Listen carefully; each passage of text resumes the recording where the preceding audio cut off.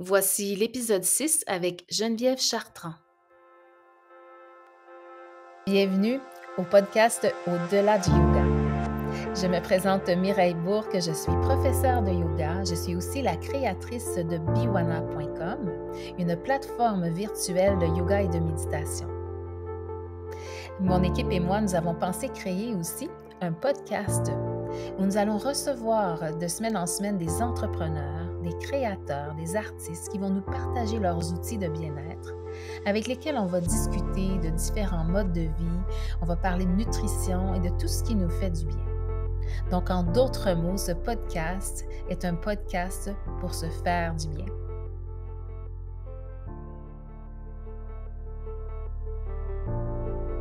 Alors, bonjour. Aujourd'hui, on reçoit en entrevue Geneviève Chartrand, la spécialiste des huiles essentielles. Oui. Alors, Geneviève, que j'ai eu le bonheur de rencontrer il y a quelques mois chez une amie. Et puis après ça, on est devenus amis Facebook. Puis là, on a dit, ah oui, mais on se connaît finalement pour découvrir que c'est ça qu'on avait déjà jasé ensemble dans un souper entre amis. Puis là, de pouvoir découvrir toute la belle entreprise que tu as démarrée il y a déjà quelques mois avec Équilibre au féminin. Alors, Geneviève, j'aimerais ça que tu puisses d'abord nous parler de tout ton cheminement qui t'a amené jusque-là, parce que je sais que tu as une autre vocation bien avant les huiles essentielles. Oui, oui, exactement. En fait, oui, avant que les huiles essentielles rentrent dans ma vie, toute ma vie, j'ai enseigné. Donc, j'ai été enseignante au primaire. Je travaillais avec les enfants pendant mes études. J'ai été en garderie. J'ai toujours été avec les enfants. Et très jeune, à 25 ans, j'ai eu 3 garçons en moins de 5 ans. Donc, j'ai été dans un monde d'enfants pendant de 20 et même de 13 ans à 40 ans, non-stop. Et je pense que j'étais une excellente enseignante parce que j'adore enseigner. Je suis une pédagogue dans l'âme, j'aime communiquer, j'aime transmettre aux autres, mais l'enseignement dans les écoles est venu à m'épuiser. J'étais en surcharge avec 3 garçons, temps plein, qui demandaient beaucoup d'énergie, plus les classes, les élèves qui demandent aussi beaucoup d'énergie. Donc, plus ma carrière avançait, moins je me sentais sur mon X. Moi, j'aimais enseigner, mais j'avais l'impression que j'enseignais, je ne sais pas, 10% dans ma journée. Et là encore, je suis généreuse. Les dernières années, j'étais avec les petits, première, deuxième année, et ça me demandait énormément d'énergie. Donc, j'en avais plus à la maison. Alors, on le sait, hein, quand on n'a plus d'énergie à la maison, c'est qui écope? C'est nos propres enfants, c'est notre famille. Puis au travail, tu sais, on donne tout ce qu'on a. Fait qu'on est bon, on est sur la superwoman qui gère tout, mais à la maison, ben, c'est ça, c'est la famille. Je trouvais que de plus en plus, je n'avais plus de temps et de bonne humeur.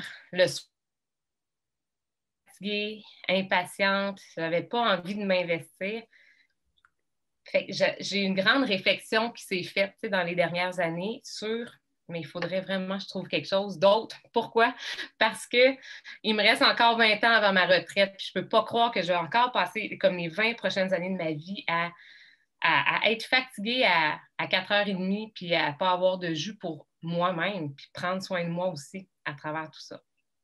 Je trouve ça C'est cette intéressant. réflexion-là.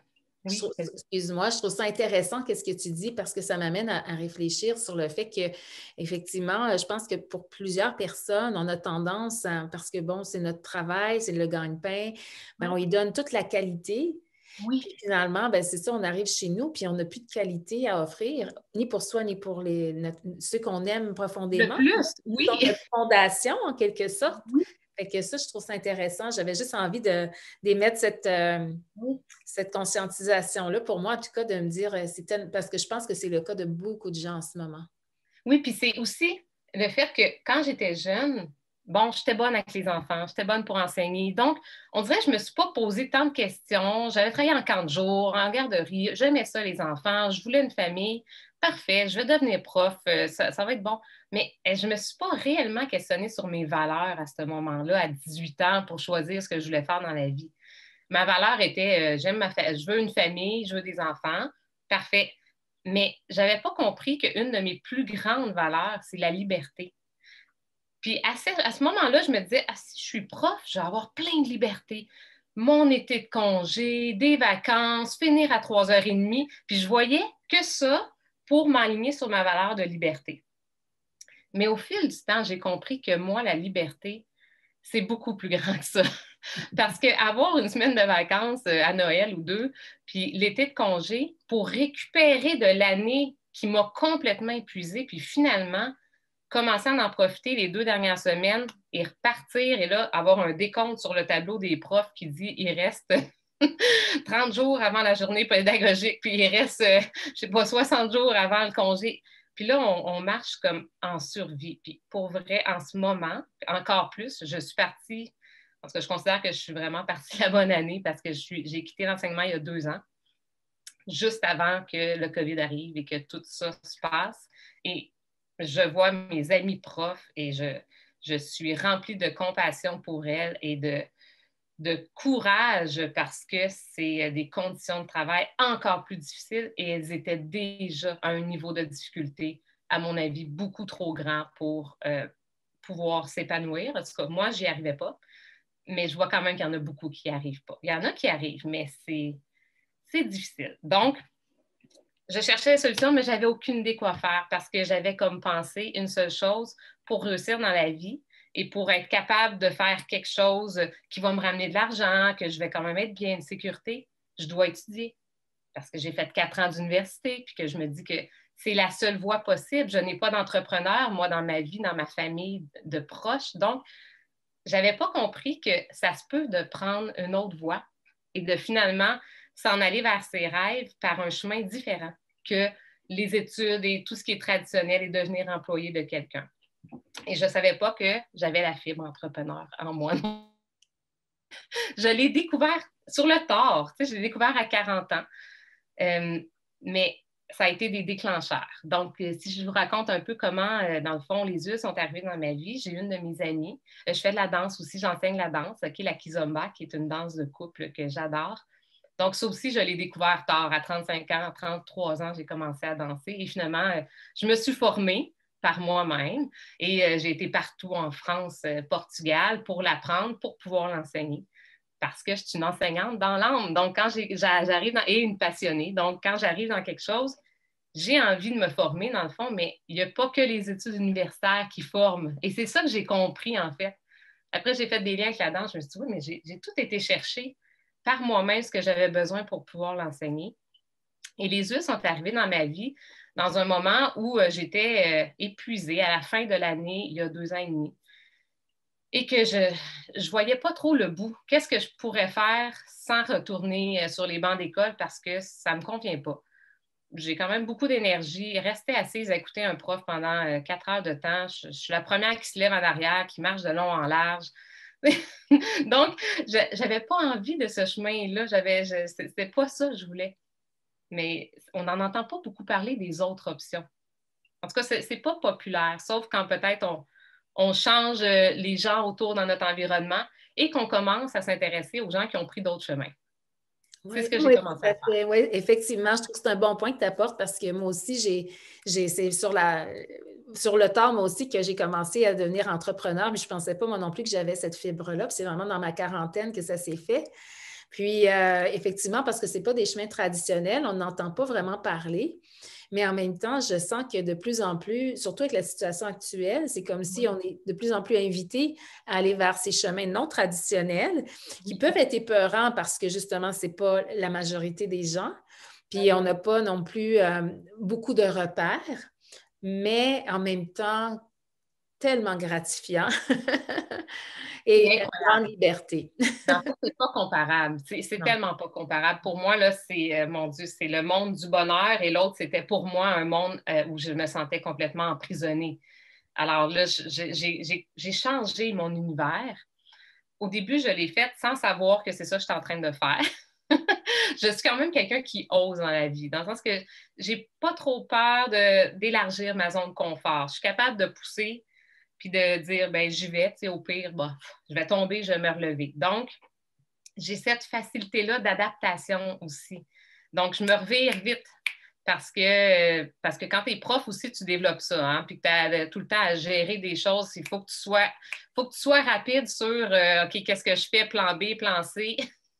Donc, j'ai développé beaucoup de compétences transversales comme prof qui, en fait, en ce moment, appuient tout mon leadership comme entrepreneur.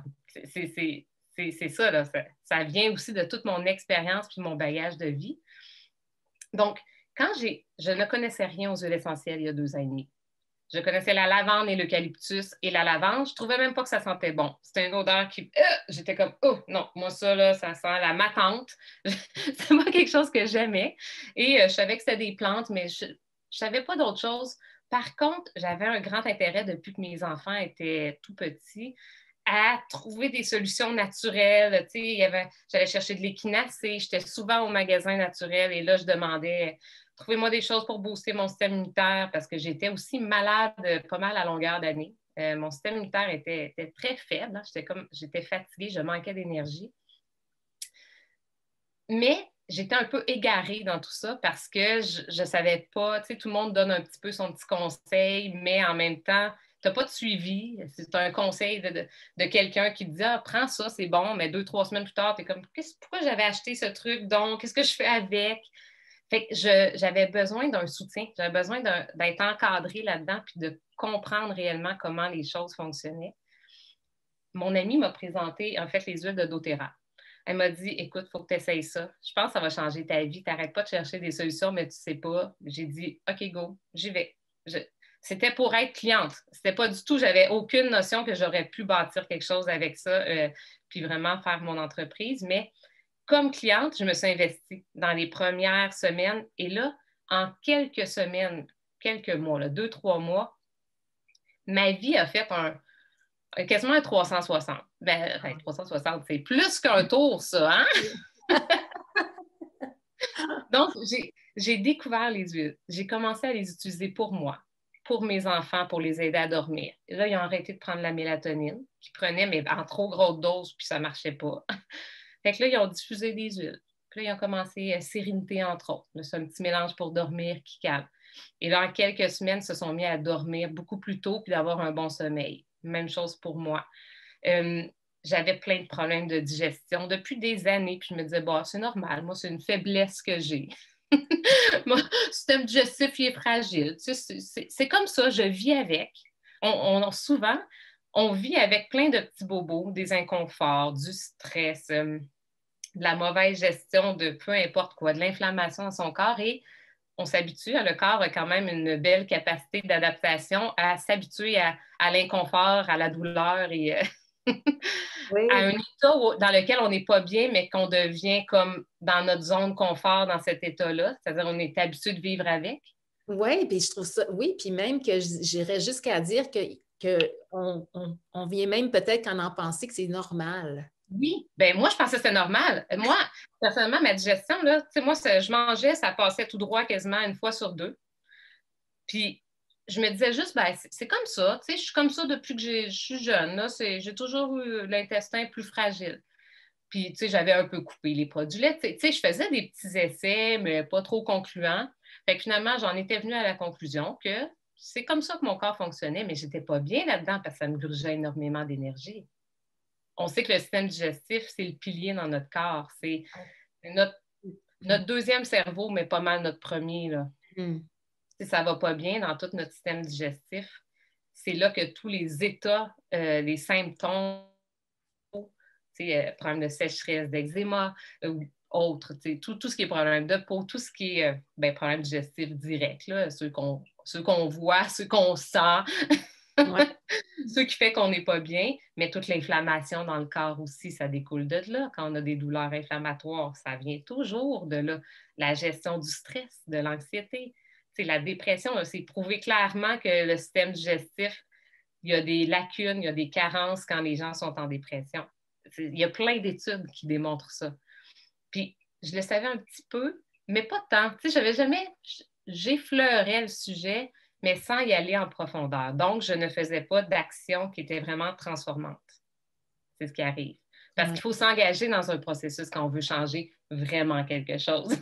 Effectivement, je pense que ça, c'est la clé, tu sais, c'est d'arrêter de penser que, tu sais, parce qu'on est un peu comme ça aussi culturellement ou dans notre La société. santé magique, là. Oui, on veut des résultats rapidement, puis avec le moindre effort, et puis on s'en remet beaucoup à l'extérieur de soi. Mhm. Et je pense que, tu sais, dans les alternatives qu'on propose de plus en plus, ben, en tout cas, dont moi, je suis vraiment là-dedans, ben, ça demande un engagement. Ça demande de faire ce choix-là consciemment, Oui, mais en même temps, quelle belle preuve d'amour aussi ah, envers soi. oui, c'est complètement ça. En fait, quand les yeux sont rentrés dans ma vie, c'est la première fois que je peux dire que j'ai décidé, depuis que j'avais eu des enfants, puis dans le roulement de ma vie qui roulait non-stop, en fait, depuis tout le temps, qu'il y avait jamais, je ne m'étais jamais arrêtée tant que ça à prendre soin de moi. J'avais été une maman, beaucoup, une prof, à prendre soin des autres. Et je pense, et là, c'est ce que je vois aussi tout autour de moi et depuis 2 ans avec tous mes clientes, principalement, c'est des femmes qui ont pris soin des autres toute leur vie. Et c'est le lot de la plupart des femmes de faire ça de sa vie. Et peut-être qu'à 40 ans, il y a un tournant pour vrai. Puis ça peut être avant, tant mieux si c'est avant. Mais il y a un tournant qui se dit, OK, mais là, moi je suis qui dans tout ça? Là? C'est ma vie à moi.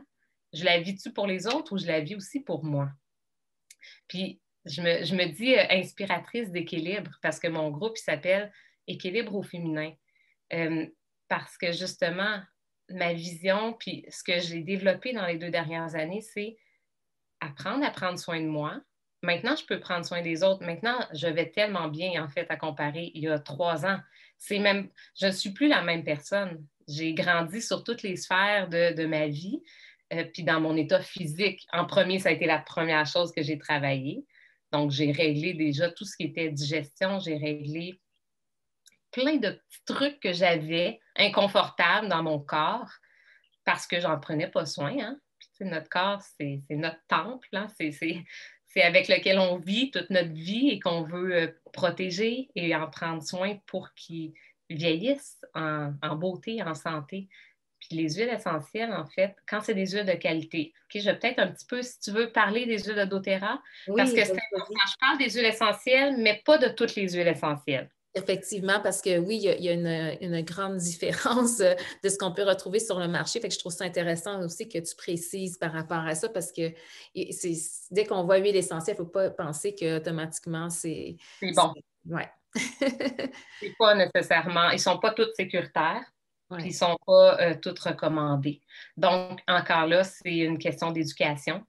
Il faut comprendre comment ça fonctionne. Les huiles essentielles, c'est très puissant. C'est très puissant parce que dans une petite bouteille, par exemple, là, j'ai pamplemousse, OK, un agrume, ben, c'est le zeste qui est pris et dans une bouteille comme ça, où est-ce que 250 gouttes, on utilise une goutte à la fois, ben, il y a l'équivalent, il y a au moins une cinquantaine de citron, ben là, c'est de pamplemousse qui est pris pour faire l'huile essentielle. Fait que c'est 50 fois plus puissant que le fruit lui-même, le pamplemousse, disons. Donc, c'est très puissant. Quand on met une goutte, c'est comme un quart de pamplemousse direct là, que tu mets dans ton verre d'eau, disons, si Ouais. c'est ça que tu as le goût de faire. Puis pourquoi qu'on peut le mettre dans notre verre d'eau, ce pamplemousse-là, mais que celui que tu achètes peut-être sur n'importe quelle tablette, tu ne peux pas nécessairement le faire, en fait. Il y a moins de 5 des huiles essentielles qu'on peut prendre à l'interne. Puis il y a des raisons à ça. C'est que pour pouvoir la prendre à l'interne, théoriquement, on se dit pamplemousse, est-ce qu'on devrait pouvoir le prendre à l'interne? Ben oui, hein? Oui. C'est un fruit qu'on peut manger, donc théoriquement, on se dit si ça fait partie, si c'est le fruit, on peut le manger. Mais le problème, c'est que la plupart des huiles sont adultérées, sont diluées avec des agents de conservation. Il peut y avoir plein de choses OK, dans une huile essentielle qui n'est pas finalement la plante elle-même ou l'agrume lui-même. Puis pour ça, il faut être capable de le vérifier. Donc, il faut qu'il y ait une traçabilité qu'on appelle.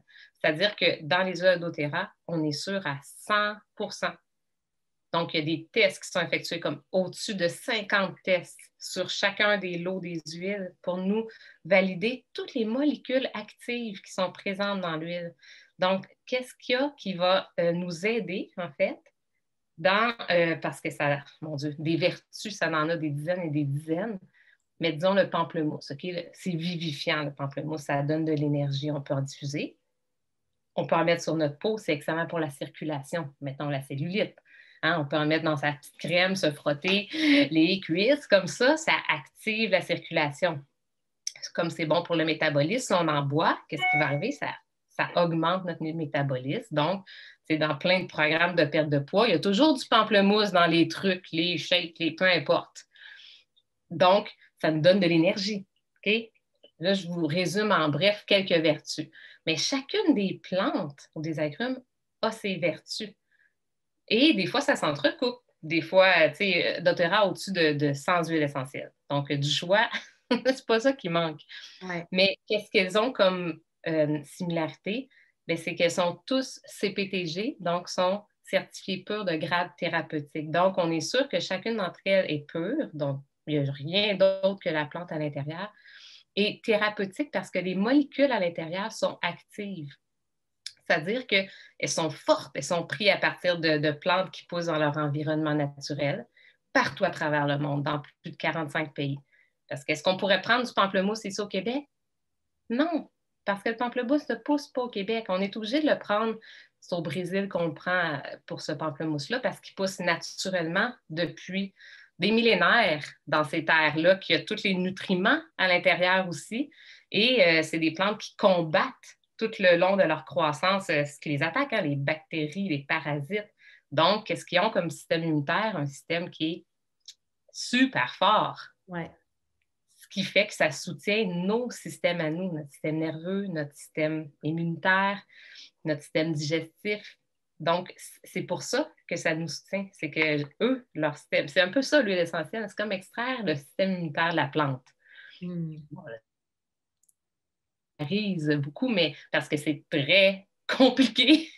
C'est de la chimie, de la biochimie, et c'est des principes que même moi, je n'arrive pas à comprendre parce que c'est très poussé. Il y a des milliers d'études sur les huiles essentielles depuis des millénaires aussi. Ouais. Et la médecine qui a été utilisée pendant la plus grande partie de l'histoire de l'humanité. C'est vrai? En fait, tu Mais m'apprends quelque chose, ça, je ne savais pas. Ouais. il y a même des huiles comme l'encens, par exemple, qui est une huile pour moi fabuleuse. D'ailleurs, tu l'as, l'encens, je crois.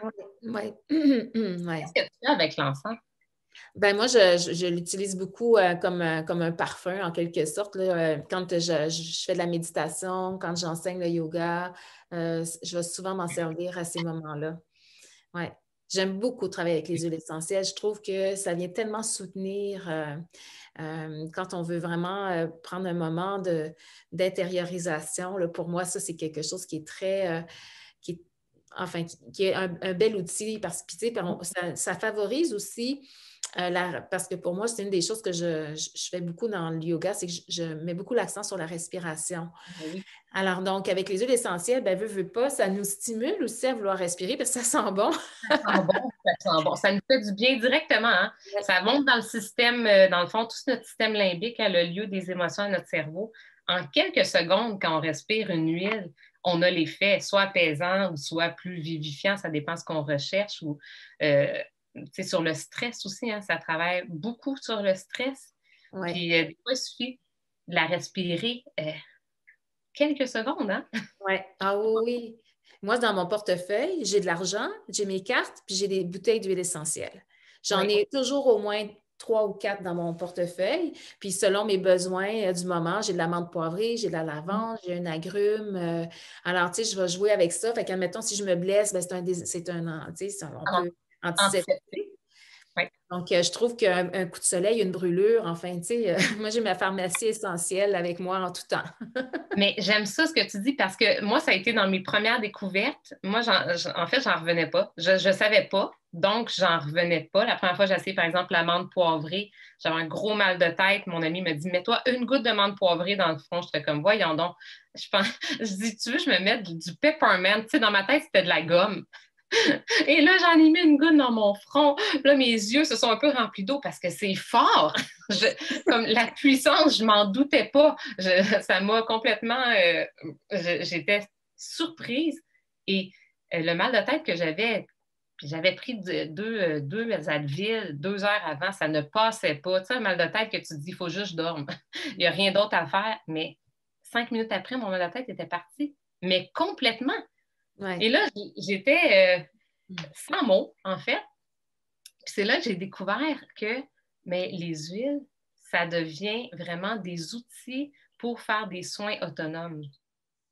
J'ai travaillé beaucoup dans la prévention, mais pour être en maîtrise de, OK, il arrive quelque chose, qu'est-ce que je fais? Avant, mon réflexe, c'était quoi? Je cours à la pharmacie. Ouais.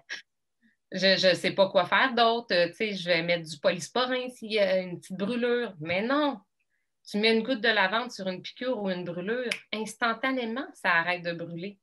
Une Ouais. piqûre de paille puis une goutte, c'est fini, là. Ça dure même pas 10 secondes, là. Mon garçon, l'été passé, ça lui est arrivé. Et là, à force de d'expérience et de succès et de réussite là-dedans, et d'entendre les témoignages aussi de plein de gens qui, des fois, utilisent les huiles essentielles depuis plus longtemps, ou depuis toujours. Et là, ben, j'ai vu l'éventail de possibilités. Puis, c'est à ce moment-là que j'ai eu un déclic en me disant, wow, tout ce que je découvre et tout ce que c'est en train de changer dans ma vie, ça n'a aucun bon sens. Je ne peux pas garder ça pour moi. Je ne veux pas garder ça. Je suis une enseignante, donc j'ai envie de l'enseigner à tout le monde. Fait que naturellement, là, quelqu'un me disait ah, j'ai mal à la tête. OK, prends de l'amande poivrée.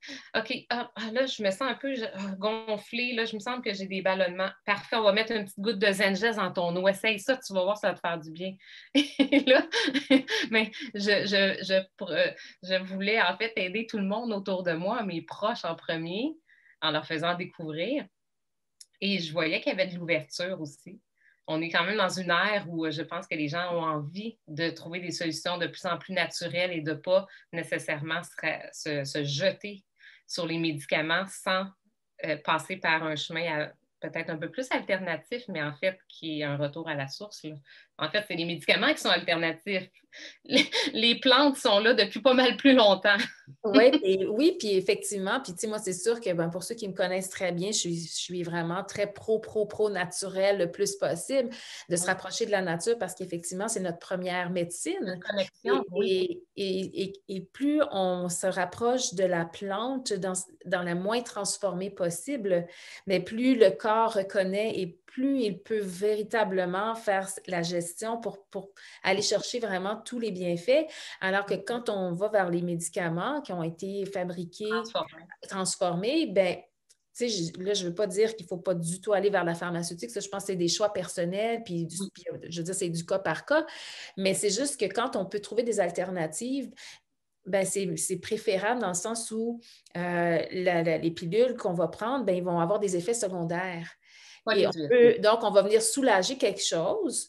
On n'adresse pas nécessairement le problème, puis on peut même créer d'autres problématiques. Alors que quand on va vers en mode prévention ou pour soulager de façon plus naturelle, bien, au moins, on traite vraiment qu'est-ce qui a besoin d'être traité sans occasionner d'autres problématiques. Oui, mais en même temps, je pense que c'est important aussi de dire que même si c'est naturel, comme tu disais tantôt, c'est très puissant et ça, c'est important de savoir choisir. Oui, exactement. En fait, c'est important de s'informer, de ne pas acheter n'importe quoi juste parce que tu as entendu que la lavande, ce n'est pas toutes les lavandes qu'on peut mettre sur notre peau puis que ça va régler un problème de peau quelconque et que ça va vraiment aller soutenir sur une problématique. Il y en a que tu vas mettre, ça va empirer. Pourquoi? Parce que si elle est diluée et elle est coupée au camphre ou à d'autres choses, tu vas peut-être empirer ton problème et ça ne fonctionnera pas. Donc, c'est important de s'éduquer. Si vous avez envie de vous éduquer, moi, en fait, c'est ce qui m'a aussi accroché, c'est que j'avais une conseillère qui m'aidait, qui était mon amie, et puis là, qui m'appelait là, à chaque mois. OK, qu'est-ce que tu fais avec tes huiles? Elle m'envoyait des documents sur son groupe Facebook, je voyais des vidéos. Là, je commençais à apprendre de plus en plus, puis j'avais du soutien. Puis dans le monde où on vit, je pense que quand on est dans une communauté, comme un peu toi, ce que tu offres, tu as une communauté autour de toi, les gens, qu'est-ce qu'ils vont dans une communauté?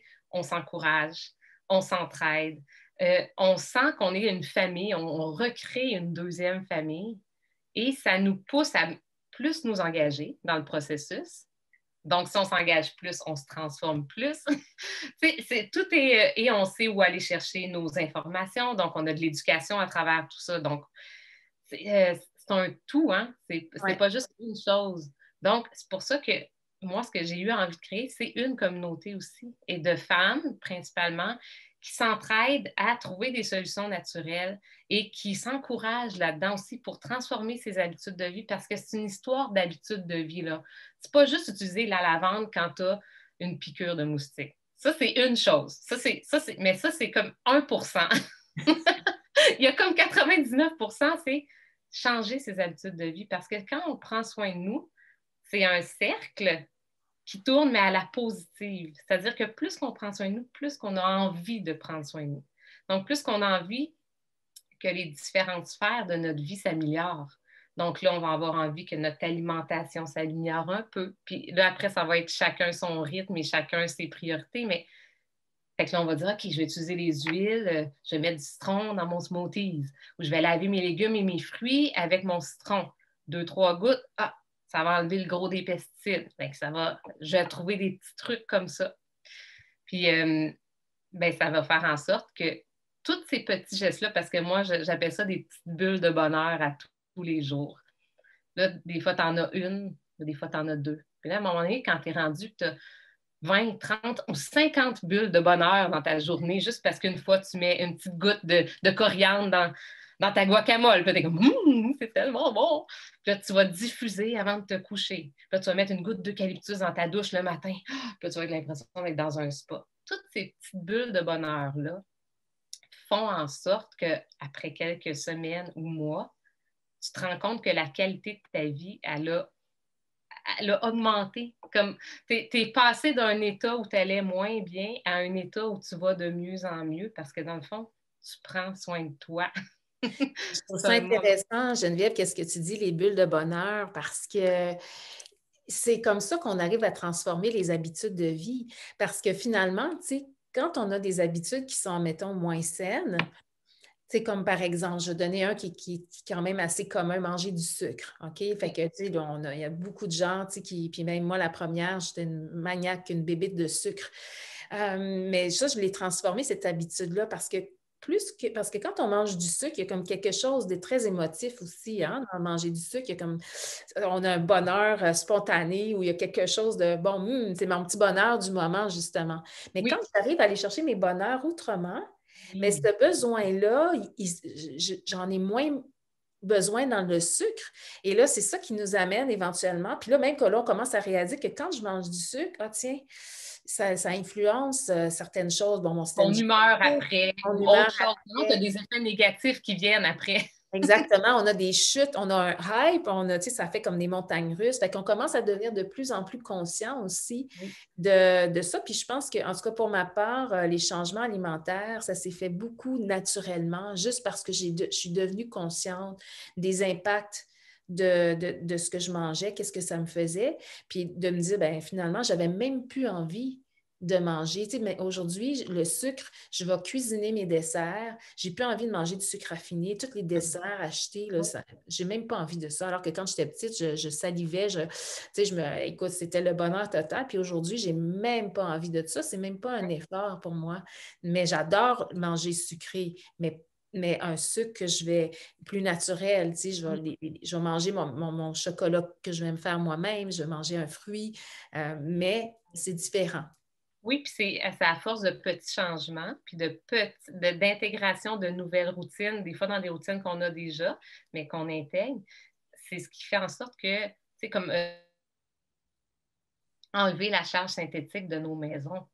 Ouais. Le fameux virage écolo, là. Tout le monde se dit, hey, est-ce que je fais un virage écologique? Mais quand tu utilises les huiles essentielles, mais doTERRA ont aussi beaucoup de produits connexes.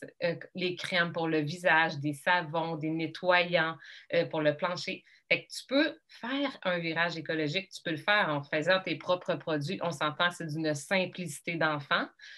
Ça prend 2, 3 produits de base et on peut tout faire avec quelques gouttes d'huile essentielle. Mais tu peux aussi aller par plus simple, acheter déjà fait, mais naturel, et qui fonctionne d'une façon hyper efficace. Fait que ça aussi, moi, ça a été quelque chose que ça a pris 1 an, tranquillement. OK, je finis mon shampoing, parfait. J'achète le shampoing de doTERRA, je l'essaye. Puis comme les produits sont bons, bien, on tombe en amour. 95% de chance de tomber en amour avec le produit. C'est merveilleux. Et là, ça aussi, on se rend compte que quand on enlève la charge synthétique de nos maisons, de nos vies, de ce qu'on met sur notre corps, de ce qu'on respire, avec quoi on nettoie, on va mieux dans notre corps parce qu'on est surchargé. Les maisons là, sont 400 fois plus intoxiquées là que dans les années 60. 400 fois plus. Notre corps, à un moment donné, est plus capable d'éliminer toutes les toxines qui sont présentes partout dans notre environnement, dans ce qu'on mange, mais dans ce qu'on respire, dans ce qu'on utilise, dans la crème qu'on se met sur notre peau, qui circule après toutes ces petites particules-là, ces petites molécules-là.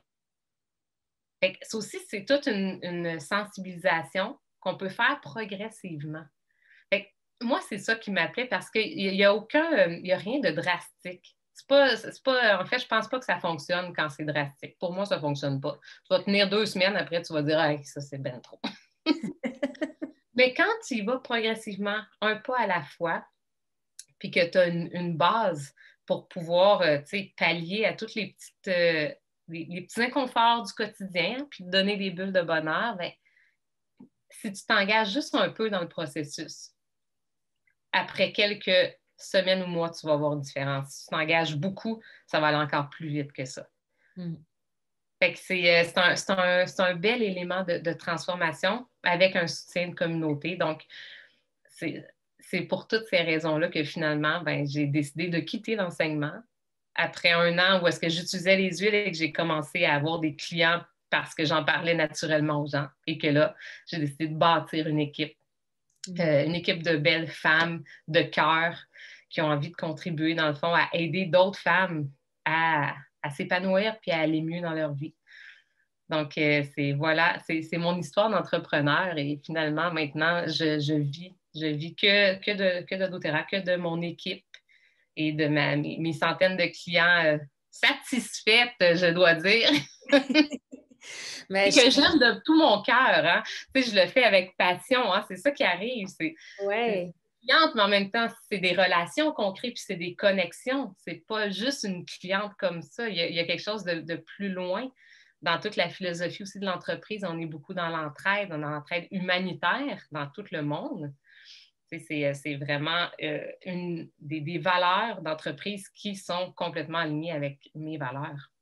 Je trouve ça fabuleux, franchement, Geneviève. Merci de nous partager ton histoire, puis toute ta passion à travers les huiles essentielles. Tu sais, je trouve que c'est... Puis en plus, qu'est-ce qui est fabuleux avec les huiles essentielles? Justement, tu parles de bulles de bonheur. C'est ça qu'on veut dans notre vie. On veut du bonheur. Puis c'est ça, c'est intéressant de trouver une alternative qui amène du bonheur, qui est le fun à utiliser. C'est pas comme si, faut que je fasse un effort. Tu sais, quelque part, l'effort n'est pas vraiment là parce que quand ça nous amène du bonheur, on a juste le désir, on a l'élan, le choix est facile à faire. Il faut juste, dans le fond, avoir la curiosité. Oui. De vouloir l'explorer, tu sais, et puis, comme tu disais tantôt, il y a comme une centaine de différentes huiles essentielles que doTERRA offre. Alors, tu sais, on a un choix extraordinaire parce que souvent, justement, tu parlais de lavande au début, tu sais, souvent, quand on parle d'huile essentielle, le premier qui nous vient en tête pour tout le monde, c'est la lavande, puis pour beaucoup de gens, on n'aime pas la lavande parce que premièrement, la lavande qu'on a connue, en tout cas, moi, je me souviens quand j'étais petite, là, ben, c'était la lavande synthétique là, en spray pour aérer, changer l'odeur. Et c'était horrible. Non, exactement. Mais c'est pas comparable. Souvent, la plupart des gens qui ont déjà une lavande à la maison, peu importe la marque, là, acheter tablette, puis qui sentent la lavande de doTERRA, font comme « Oh, attends, là, on n'est pas dans le même univers. » Des fois, ça sent même pas la même chose. On n'a même pas l'impression que c'est la même plante. Ouais. Donc, la pureté, ça se sent, mais pour ça, il faut l'essayer aussi. Il faut oser être son propre cobaye, hein, parce que les huiles, les soins autonomes, c'est ça. Ouais. C'est apprendre à connaître son corps, à voir comment on réagit. Il y en a qui réagissent mieux avec certaines, d'autres moins, parce qu'on est tous uniques. Notre biochimie n'est pas identique, donc on n'a pas la même réaction. Des fois, on a aussi au niveau olfactif. Moi, quand j'étais jeune, je vais même promener dans la forêt d'épinettes. Quand je sens épinette noire qui vient en plus de Chibougamau, je le sens. Écoute, l'état dans lequel tout de suite je peux faire une méditation. Mon cerveau fait comme apaisement total. Mais peut-être que pour toi, ce ne serait pas l'épinette, mais plutôt justement une autre huile qui va te ramener, ça peut-être bois de cèdre que tu vas vraiment sentir puis dire, hey, moi, là, ça, je me sens dans mon garde-robe de cèdre quand j'étais petite, puis que j'allais me cacher en lisant. Tu sais, je ne sais pas, mais il y a C'est beaucoup. drôle que tu dises ça parce que là, effectivement, le bois de cèdre, pour moi, c'est une de mes, de mes huiles que j'adore. Que oui, il y a quelque chose qui me ramène à mon enfance parce qu'on avait beaucoup de cèdre à la maison. Tu sais, puis, je ne sais pas, il y a quelque chose avec les cèdres qui est très réconfortant. On sait que tout ce qui est odorat puis olfactif, ça nous ramène directement dans nos émotions. Donc, c'est pour ça aussi la puissance de trouver les huiles qui nous apaisent. Ce n'est pas les mêmes pour tout le monde. Il y en a qui ont des vertus apaisantes pour la plupart des gens, mais il y en a tout le temps qui viennent nous accrocher plus puis qui vont avoir un effet d'ancrage encore plus grand, en fait. Oui, puis ce qui est intéressant, c'est que plus on développe aussi par rapport à sentir les huiles, à détecter la pureté de la plante, mais on devient aussi moins tolérant justement à tout ce qui est synthétique. Donc, les parfums qu'on retrouve en pharmacie, on n'a plus envie. Les crèmes qui ne sont pas naturelles, on n'en a plus envie parce que c'est trop parfumé. Puis ce que je trouve intéressant, c'est qu'au début, on a peut-être l'impression que c'est un investissement au niveau financier des huiles essentielles. On peut avoir l'impression, je dis bien que c'est une impression, que ça va coûter cher, mais finalement, on a une économie parce qu'on n'achète plus les crèmes en pharmacie qui nous coûtaient avant peut-être très, très cher, indépendamment de chacun et chacune, mais ou d'acheter des parfums synthétiques. Donc, on arrête toutes ces choses-là, puis on commence de plus en plus en tout cas, moi, je fais mon propre parfum, je fais mes propres crèmes, je n'achète plus rien en pharmacie. Non, mais je te comprends. Moi, ça fait 2 ans que je ne suis pas allée à la pharmacie. En fait, économiquement, les huiles essentielles, c'est un investissement, mais à long terme, c'est une bouteille, ça dure minimum 9 mois quand ce n'est pas 1 an ou 1 an et demi, parce qu'on utilise ça une goutte à la fois. Puis ça remplace tellement de choses que finalement, c'est clairement... Il n'y a personne que je connais de mes clients qui vont dire qu'ils n'ont pas économisé à long terme. C'est sûr que sur le court terme, un investissement, c'est un investissement, mais c'est un investissement pour notre santé et pour se créer des bulles de bonheur pour les mois les mois et l'année qui suit, là, juste avec une simple bouteille. Ouais. Fait que oui, c'est un mode de vie qu'il faut avoir envie de s'engager et de découvrir. Mais comme les outils sont là, ils sont à portée de main, ils sont à portée de tout le monde.